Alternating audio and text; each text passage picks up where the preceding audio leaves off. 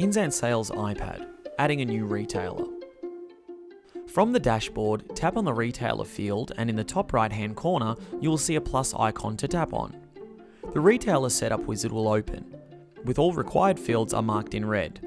These fields include business name, phone number, address line 2, suburb, state, postcode, contact type,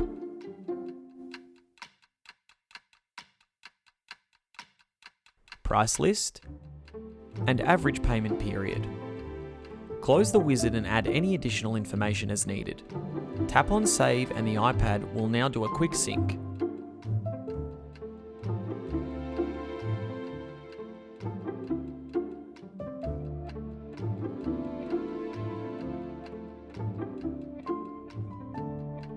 From here, you can start a new order from the retailer screen by tapping on New Order.